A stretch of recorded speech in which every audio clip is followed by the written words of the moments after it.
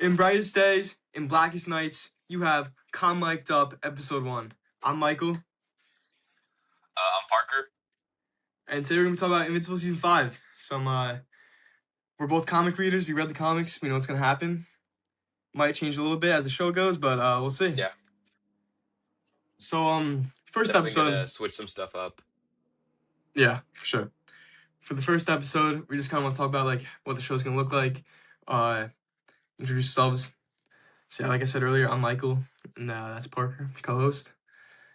I play football. Love my favorite superhero is Invincible. Favorite superhero is Invincible, and Spider-Man close second. And yeah, the show's kind of just gonna look like talk about sports, comics, media, video games, really anything. Yeah. Big pop culture guys, yeah. Just two guys. I'm Parker. I'm a rising senior in high school. I play lacrosse. Batman is my favorite superhero. Love Batman since I was a little kid. Yeah, that's basically it, bro. Love Awesome, yeah. comics, love everything pop culture. Big ball knower. It's great. So yeah, to open up, new cast member of Invincible for season 5 is Jack Quaid, star from The Boys, as Huey. He's gonna join the cast as a Gravitator. Not a big part. He's really just like a cameo. He's in 2 pages in the comics. It's pretty much his whole thing is that he's broke, needs to get some money to get a ring for his girlfriend so he can propose. So he resorts to stealing $200,000 worth of bonds from a bank. Invincible catches him. Gravitator explains the story, and then Invincible finds him running up a building with his anti-gravity boots and his anti-gravity gun. He stops him. He takes the bonds away from him and then lets him walk free.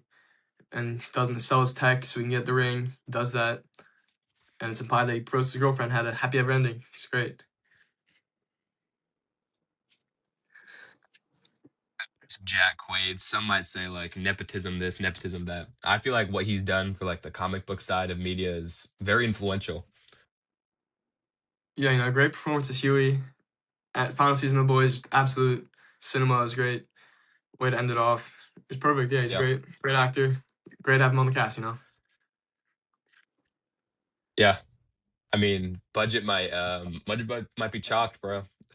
Pay so much money for him to get a voice feature, and then animation might go downhill. Yeah, always does. That's the whole story.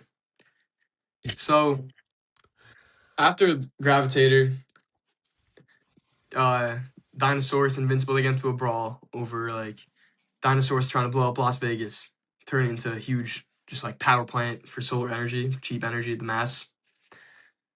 Invincible tries to stop him, but the bombs end up going off anyway, and Las Vegas is completely destroyed. Everything's just turned into glass. And then Dinosaurus obviously is taken in by Cecil. He's imprisoned. And yeah. Yeah. Dinosaurus, yeah. Big there's a lot of ways to look at him in the upcoming season. We're gonna see a lot of different sides of him, obviously. And there's still more to come in season 6. Yeah. Yeah. Powerplex then catches word of this, and then he wants to go fade Invincible, obviously. Blames Invincible for most of his problems. Starts talking about how the deaths, again, like we saw, just starts ranting on and on. Mark then just explains, yeah, the deaths weigh on me. It's really bad. Powerplex then realizes that he's in the wrong, and he like kind of has some like moral like dilemma as we see him kind of like his character evolve to being more than just putting all of his blame on one person. Yeah, I mean, like, really complex character. He has so many problems. Killed his own family, and he didn't even like realize that it was him. Really, he always blamed it on Invincible. And Aaron Paul had a great performance. Thank God he's back after saying he wouldn't come back, but now he's back. He's returning for season 5. It's gonna be great. Prime just performance, bro. Yeah, this is really the end of Powerplex's character. He's finally resolved all of his problems. Not really, but like he's finally accepted what he's done. Now he's chill. It's good. So yeah, once that happens, it then cuts to Monster Girl and Robot returning back from the Flaxen dimension. Monster Girl's grown up. She's about in her 20s, I'd say. Whew. Wow, she's something else, Iconic man. panel, bro. She's great. She's great. Oh, I'll put her on screen for those guys not who don't know what she looks like. She's great, beautiful. And then, yeah, Robot is offered a job by Cecil to be in charge of all the heroes on Earth, pretty much, like Capes, Tech Jacket. Like he just like call him, like kind of taking like Cecil's job almost in the hero department. And this is where we're gonna really see like Robot look like he's kind of older than Rex now at this point. He has like longer hair. He's probably gonna have his beard. Um, he's gonna be a lot more mature and a lot more intelligent than when we last saw him.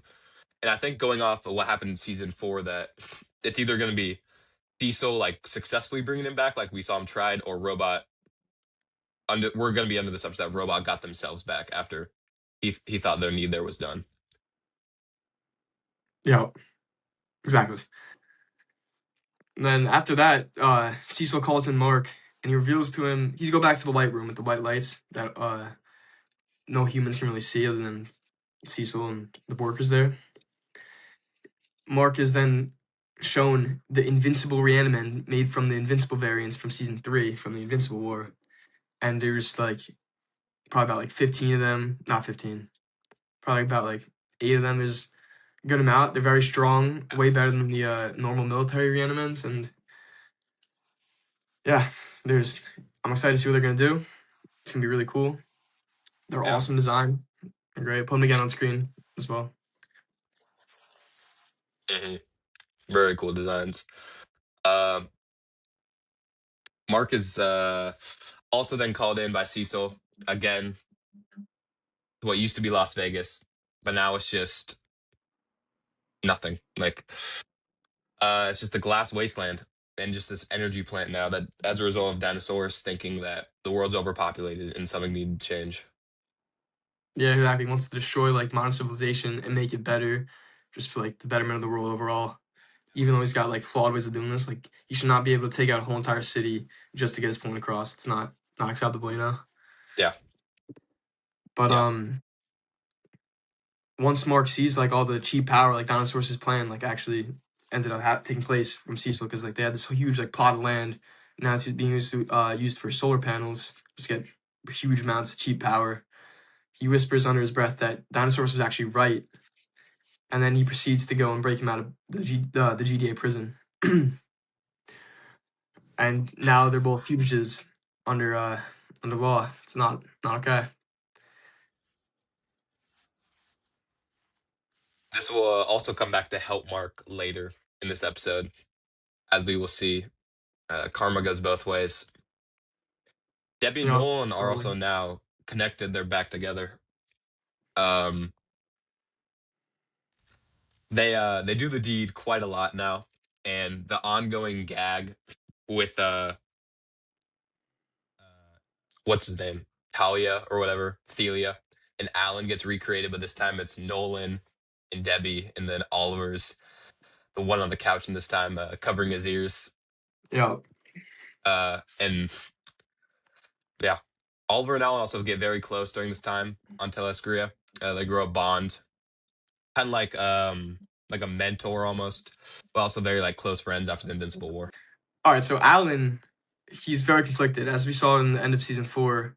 He Thetis leaves in the Scourge virus, and he's left with the decision to release it and stop the war, end it finally, win against the Viltrumites, or to stop it and save all people on Earth, as well as the friendly Viltrumites like Mark, Nolan, Oliver, you know. But after long thought and consideration, he actually decides to release the virus. But once Nolan catches word of this, he's not going to let it happen. He fights him. Alan actually packs him up, showing how strong Alan actually is, even though it hasn't really been showcased much in the Viltrumite War. But yeah, he packs Nolan up. Oliver sees them fighting. Then he goes up and rushes to them. Then he starts fighting Alan because he's like, "Why are you throwing hands on my dad?" And then Alan explains to him that he has the virus that can stop the war and win it for them. And then Oliver actually switches up on Nolan and starts punching him. And then Nolan's like, don't make me, like he's about to hit him, and then he like recalls back to what he did to Mark back in season 1, beginning of the book, uh, and just decides not to. He just takes the punches and goes back down to Thesquia. All right, since my co-host doesn't know what the Omnipotus is, that's what he is. He's just a huge monster from another dimension. He tries to conquer this one. He fails after Dinosaurus and Invincible come in and stop them. After he takes down like Immortal, Duplicate, takes down all the heroes on the Earth. He sucks. Yeah, that's pretty much it. So robots at this battle, and then he tries to bring them Yeah. in to like back into prison because they're not supposed to be around. They're fugitives. They fail, and robot doesn't catch them. They escape.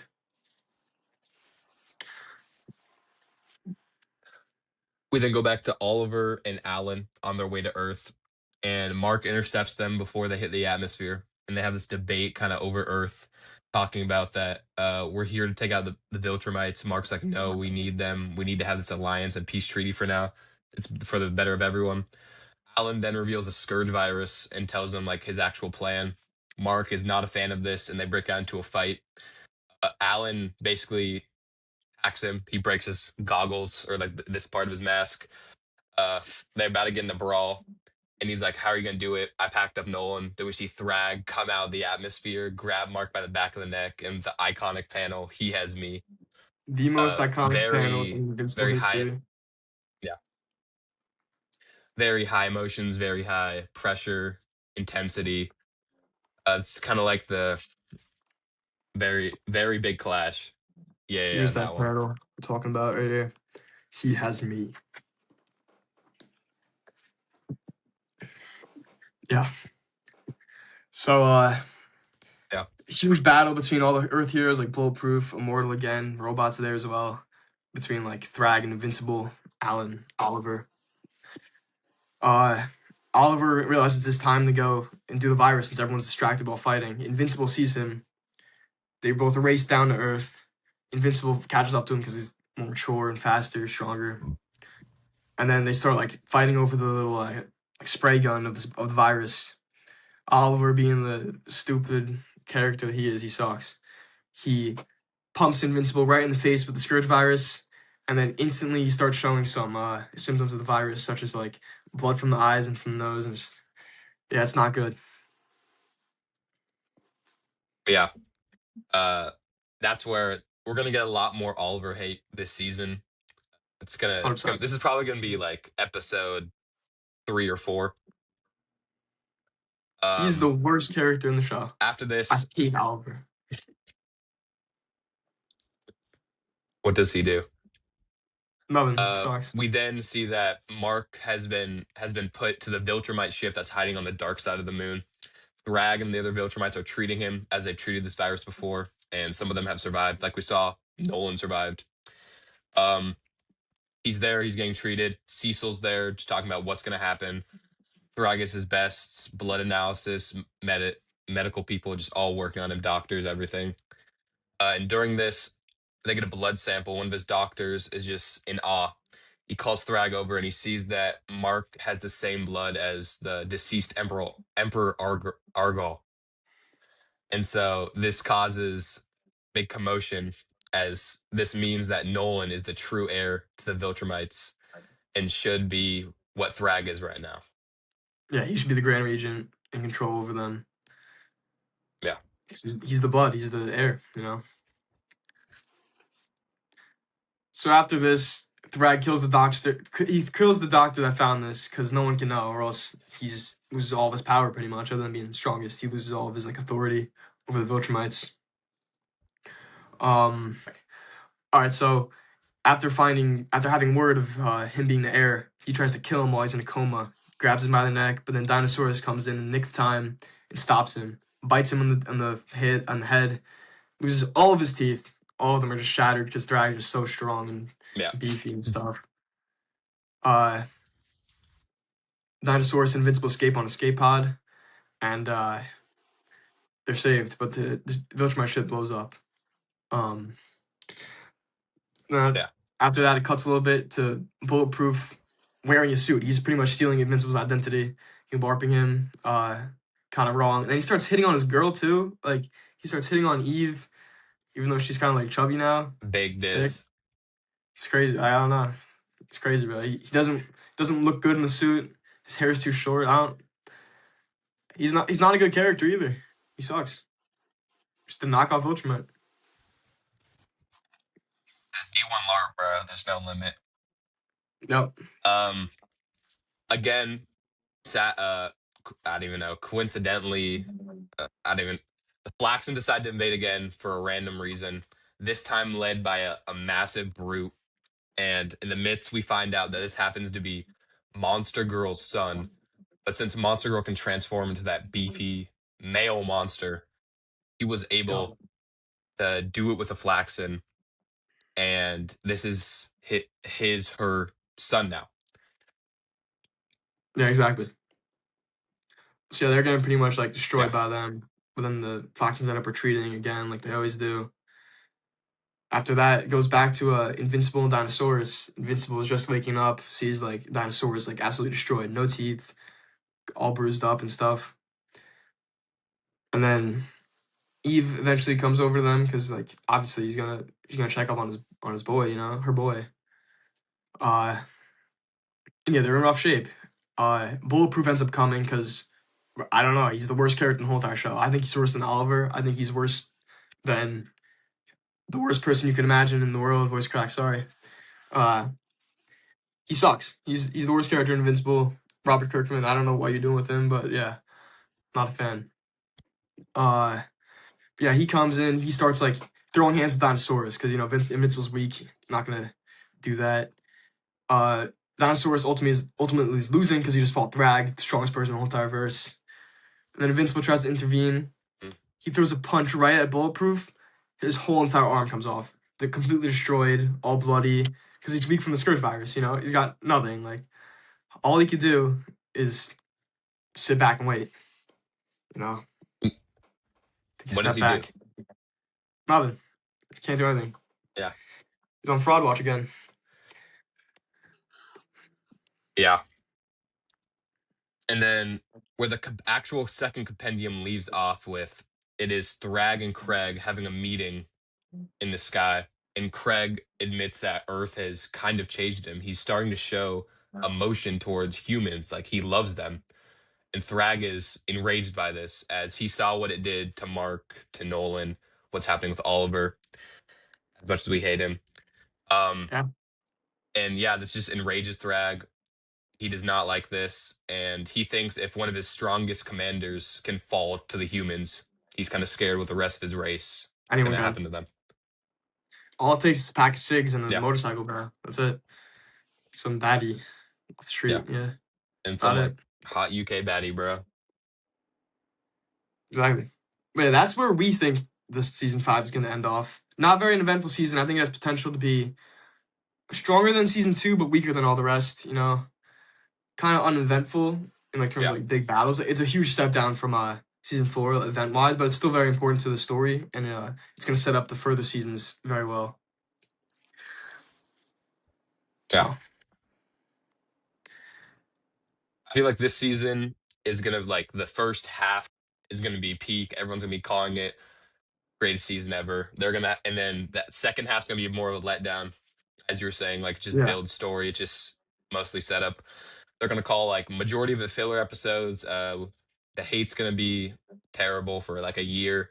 Then we're gonna get season 6 and big things to come, at least. yeah. Season 6 starts to pick up even better than the Invincible War, even better than season 3. It's going to be so good. My favorite part of the whole entire series. Best series in the world.